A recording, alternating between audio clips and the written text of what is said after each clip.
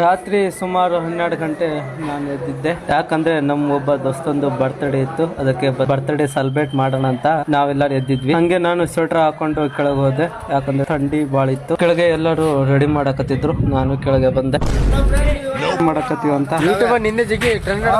ನೋಡ್ರಿ, ಕೇಳ್ರಿ ನೀವು. ಅಂದ್ರೆ ನಾಳೆ ಇದೆ, ಇವತ್ತು 12 ಗಂಟೆಗೆ ನಾವು ಆಚರಣೆ ಮಾಡ್ತಾ ಇದ್ದೀವಿ. ಎಲ್ಲರೂ ನೋಡುವಂತಹ ವೀಕ್ಷಕರಿಗೆ ಇವರಿಗೆ ಹಾರೈಸಬೇಕಂತ ಹೇಳಿ ತಮ್ಮಲ್ಲಿ ವಿನಂತಿ.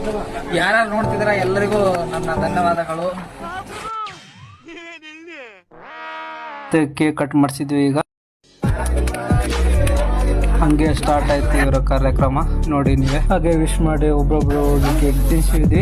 ಎಲ್ಲ ಮುಗಿದ ಮೇಲೆ ಕೇಕಿನ ಅಭಿಷೇಕ ಮಾಡಕತ್ತಿದ್ರು, ಎಲ್ಲ ಎಂಜಾಯ್ ಮಾಡಕತ್ತಿದ್ರು. ಹಾಗೆ ಮುಗಿತ್ತು, ನಾವು ರಿಟರ್ನ್ ರೂಮಿಗೆ ಬಂದ್ವಿ. ಹೀಗೆ ಹಾಸ್ಟೆಲ್ ಬಾಯ್ಸ್ ಹೆಂಗ್ ಬರ್ತ್ಡೇ ಸೆಲೆಬ್ರೇಟ್ ಮಾಡ್ತಾವ ಅಂತ ನೋಡಿದ್ರಲ್ಲ. ನಾಳೆ ಸಿಗೋಣ.